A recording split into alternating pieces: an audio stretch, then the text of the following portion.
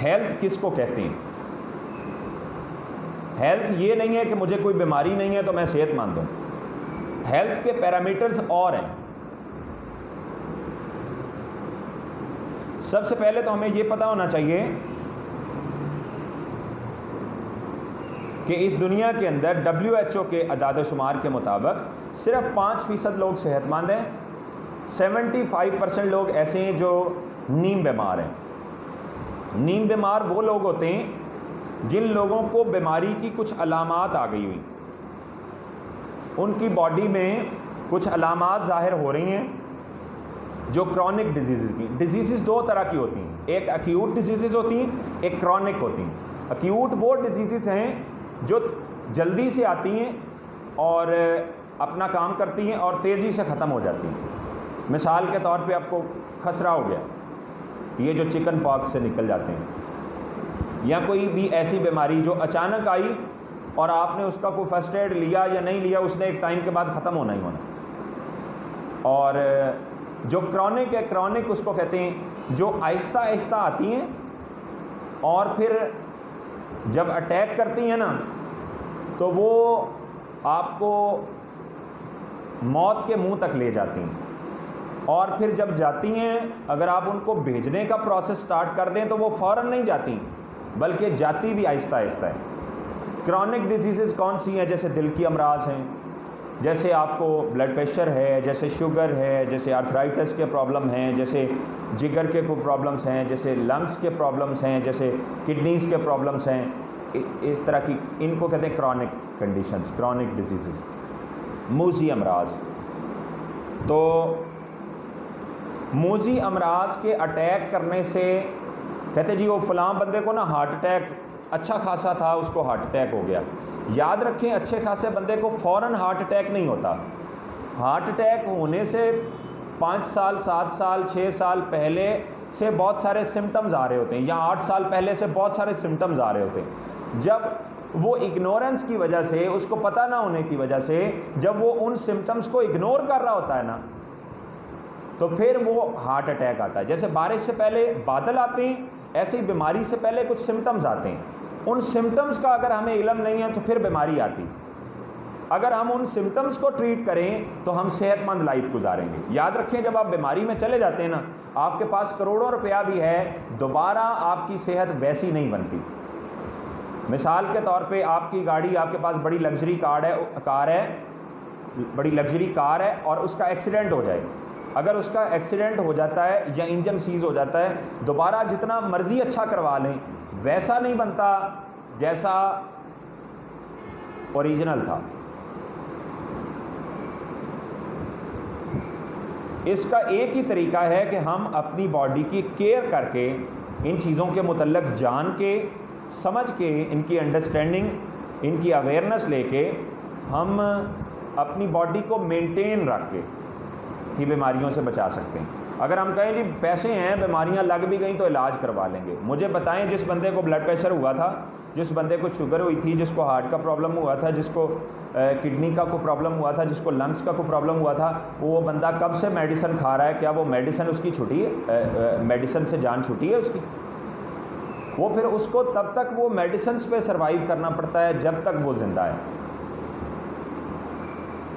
और उस मेडिसिन की वजह से उसकी बॉडी में मज़ीद बहुत सारे कॉम्प्लिकेशंस आ जाते हैं, मज़ीद बहुत सारी पेचीदगियाँ आ जाती हैं, मज़ीद बीमारियाँ लगना शुरू हो जाती हैं। इसलिए हेल्थ के स्टैंडर्ड्स को हम मेंटेन करें। हेल्थ, मेरे ख्याल ये आप समझ गए होंगे कि सिर्फ बीमार बंदा ही बीमार नहीं है, बीमारी से पहले जो सिम्टम्स आ चुके हैं वो बंदा बीमारी के करीब है, उसको कहते हैं जी नीम बीमार। वो सेहतमंद नहीं है। उसको आप अगर समझते हैं कि वो सेहतमंद है, वो सेहतमंद नहीं है। और दुनिया में 20% लोग ऐसे हैं जो चारपाई पे हैं या मेडिसिन पे सरवाइव कर रहे हैं। डेली वो मेडिसिन कंज्यूम करते हैं, डेली मेडिसिन खाते हैं, तो वो ज़िंदा है। और याद रखें, कोई मेडिसिन ऐसी नहीं है जो आपकी बॉडी में पेचीदगी पैदा नहीं करती। हर मेडिसिन को बनाने में केमिकल का यूज़ किया जाता है, और जब केमिकल आपकी बॉडी में जाता है तो आपकी बॉडी से अल्लाह ने 2 फ़िल्टर लगाए, नेचुरल फ़िल्टर हैं, एक जिगर है, एक गुर्दे हैं। इनका काम है आपकी बॉडी से केमिकल्स को एग्जॉस्ट करना, बाहर निकालना। और जब आप उनको केमिकल्स वाली चीज़ें ज़्यादा मिकदार में देते रहते हैं, उनकी लाइफ कम हो जाती है। उन्होंने अगर 100 साल ठीक रहना है तो वो फिर 70 साल ठीक रहते हैं, या 60 साल ठीक रहते हैं, या 40 साल ठीक रहते हैं। मैंने एक हेल्थ प्रोफेशनल को सुना, वो फरमाते हैं कि इंसान अगर चाहे तो 120 साल तक बिल्कुल सेहतमंद रह सकता है। अगर उससे पहले बीमार हो रहा है तो उसकी किसी न किसी लापरवाही की वजह से वो बीमार हो रहा है। आइए अब हम समझते हैं कि WHO के मुताबिक हेल्थ के स्टैंडर्ड्स क्या हैं। अगर ये स्टैंडर्ड्स आपके पास नहीं हैं, आपकी बॉडी में आपने चेक करना है, अगर नहीं है तो इनको अवेल करें। अवेल करना भी मैं बताऊंगा कैसे करना है। जी, सबसे पहली चीज़ है आपका एनर्जी लेवल अच्छा होना चाहिए, आपको एनर्जेटिक होना चाहिए। अगर आप एनर्जेटिक नहीं हैं, आपका एनर्जी लेवल कम हो जाता है, आप थके थके रहते हैं, सुस्त रहते हैं, तो फिर आप सेहतमंद अपने आप को ना समझें। सेहतमंद होने के लिए कह लें कि सेहतमंदी की जो डेफिनेशन है ना, वो ये 10 उसके पैरामीटर्स हैं। अगर ये पूरे हैं तो वो सेहतमंद है। दूसरे नंबर पे है मेंटेलिटी। आपने देखा होगा एक ही क्लास में बैठे हुए कुछ स्टूडेंट्स ऐसे होते हैं उनको समझ आ रही होती है, और कुछ स्टूडेंट्स ऐसे होते हैं उनको 4 दफ़ा भी समझा ले तो उनको समझ नहीं आ रही होती। या उसको मैं यूँ कहूँगा कि एक बंदा जो है वो उसको समझता है, उसको वो चीज़ याद हो जाती, एक को हो ही नहीं रही।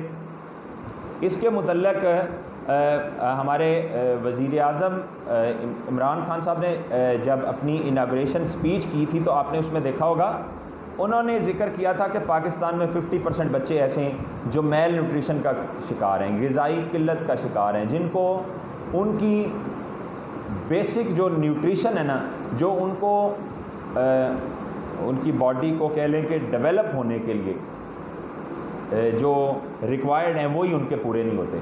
जब उनके पूरे नहीं होते तो उन्होंने 2 तस्वीरें दिखाई थी कि एक दिमाग वो है जिसको पूरे न्यूट्रिशन मिले, एक दिमाग वो है जिसको न्यूट्रिशन ही पूरे नहीं मिल पाए। तो वो जिसको न्यूट्रिशन पूरे नहीं मिले थे वो ऐसे लग रहा था जैसे सुखड़ा हुआ है, और जिसको न्यूट्रिशन पूरे मिले थे तो वो दिमाग पूरा बना हुआ था। जो दिमाग पूरा बन ही नहीं सका, आप मुझे बताएं वो माशरे में अपने एज फेलोज़ को, अपने क्लास फेलोज़ को, अपने कोलीग्स को compete कैसे कर सकता है? वो कभी भी उनका मुकाबला नहीं कर सकता। नंबर 3 पे है आपकी एडॉप्टेबिलिटी। एडॉप्टेबिलिटी कहते हैं कि आप किसी महफिल में बैठें, फ़र्ज़ किया आप अपनी फैमिली में बैठें, फ़र्ज़ किया आप किसी सोशल एक्टिविटी में चले गए, फ़र्ज़ किया आप किसी इवेंट में चले गए, फ़र्ज़ किया आप बुज़ुर्गों में बैठ गए, फ़र्ज़ किया आप नौजवानों में बैठ गए, फ़र्ज़ किया आप प्लेयर्स में बैठ गए, और आपके अंदर एडॉप्टेबिलिटी नहीं है। एडॉप्टेबिलिटी कहते हैं कि आप उस महफिल के अंदर कह लें कि आपको कोई इरिटेशन ना हो, बल्कि आप उसको एडॉप्ट कर जाएं ईजीली। आपके लिए वहाँ पे कोई तंगी ना हो। जैसे कुछ लोग कहते हैं यार इतने ना मेरे को यार यहाँ पे ना मुझसे नहीं बैठा जा रहा, यार यहाँ मैं बड़ा बोर हो रहा हूँ। अगर आप किसी महफिल में बैठ के बोर हो रहे हैं तो इसका मतलब आपके अंदर एडॉप्टेबिलिटी नहीं है। आप उसी जगह पे बैठ सकते हैं जो आपका एक मखसूस मिजाज है। अगर आपके अंदर एडॉप्टेबिलिटी में मैं मिसाल दूंगा आपको, आप किसी भी सब्ज़ी में आलू डाल दें ना, आलू अपना टेस्ट वहाँ पे दिखाता है। जिस बंदे में एडॉप्टेबिलिटी है ना, उसको आप किसी भी महफिल में बिठा दें, वो वहाँ पे बोर नहीं होता, बल्कि ना होता है ना होने देता है।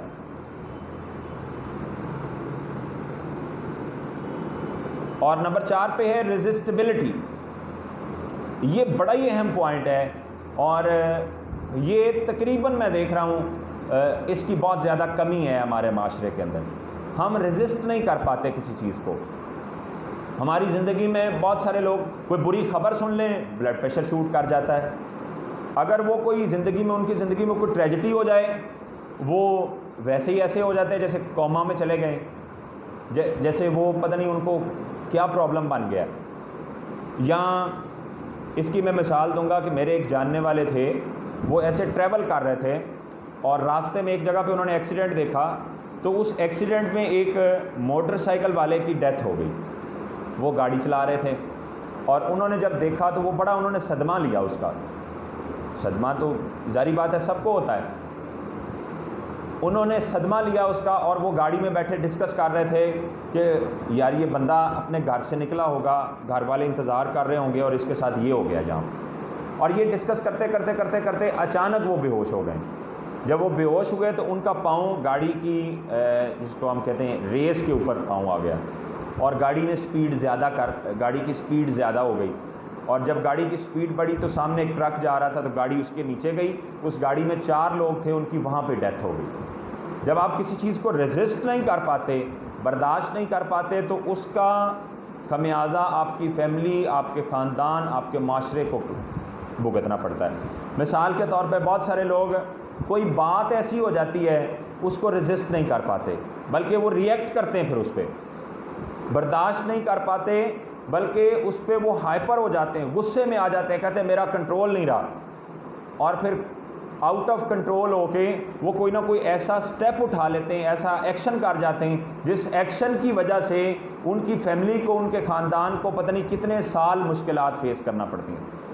रेजिस्टेबिलिटी ना होना ये किसी भी कामयाब बंदे की शख्सियत में रेजिस्टेबिलिटी बहुत अहम रोल प्ले करती है। जब आपकी ज़िंदगी में आपके अंदर रेजिस्टेबिलिटी होगी, आप किसी भी सफ़र में हैं, आप अपनी कामयाबी की तरफ सफ़र कर रहे हैं, तो रास्ते में आने वाली जो मुश्किलात होंगी आप उनको रेजिस्ट कर सकेंगे। अगर आपके अंदर रेजिस्टेबिलिटी नहीं है, आप रिएक्टिव हो जाएंगे और आप मंजिल तक पहुंच ही नहीं सकेंगे। इसलिए आपके अंदर रेजिस्टेबिलिटी होना बहुत ज़रूरी है। नंबर 5 पे है वेट। आपका वेट आइडियल होना बहुत ज़रूरी है। आइडियल वेट कौन सा है? उसको कहते हैं BMI, body mass index. Body mass index, आप उसके ऊपर जाएं प्ले स्टोर के ऊपर, प्ले स्टोर पे BMI कैलकुलेटर लिखें, आपको BMI कैलकुलेटर मिल जाएगा। वहाँ उसके अंदर अपनी हाइट, अपनी एज, अपना जेंडर आप इंटर करें, वो आपको बता देगा आपका आइडियल वेट कितना है। अगर आप उस आइडियल वेट से नीचे हैं, कम हैं या ज़्यादा पे हैं, तो आपका वेट सर आइडियल नहीं है। उस एक वेट की वजह से 100 बीमारियाँ लग रही हैं, और वो आपका जो कह लें कि आपके लिए जो आपका अननेचुरल वेट है, वो आपको 100 बीमारियाँ क्रिएट करके देगा, पैदा करके देगा। तो आप उसको जितना जल्दी हो सकता है अपने वेट को आइडियल करें। नंबर 6 पे है आपकी आइज़। आपकी आंखें ठीक होनी चाहिए, आपको ब्लर ना नज़र आता हो, आपकी आई साइड वीक ना हो, आपके बाल अच्छे होने चाहिए। बाल अच्छे होने का मतलब ये नहीं है कि आपके को मैं हेयर स्टाइल की बात कर रहा हूँ। आपके बालों के अच्छे होने का मतलब ये है कि आपके बाल हेल्दी हों, आपके बाल अच्छे हों, खूबसूरत हों। क्यों? आपके बालों की हेल्थ का कनेक्शन जो है ना, आपके बॉडी के जो अंदर वाले वाइटल ऑर्गन्स हैं, उनका कनेक्शन आपके बाहर वाले कह लें कि बाहर वाली जो कुछ चीज़ें उनके ऊपर वो ज़ाहिर होते हैं। मिसाल के तौर पे मैं किडनी की बात करूं, तो किडनी आपके बालों पे ज़ाहिर होती है। तो आप बालों का गिरना या बालों की हेल्थ का ख़राब होना, अगर तो ये जेनेटिकली है फिर तो कोई इशू नहीं, लेकिन अगर ये जेनेटिकली नहीं है, आपके बाल ख़राब हो रहे हैं या गिर रहे हैं या कोई बालों का प्रॉब्लम आ रहा है, तो आप इसको लाइट ना लें। ये सिम्टम है बहुत सारी चीज़ों का। आपके बालों की हेल्थ के डैमेज होने की वजह से आपकी किडनीज़ की हेल्थ डैमेज हो सकती है। आपके अंदर बहुत सारे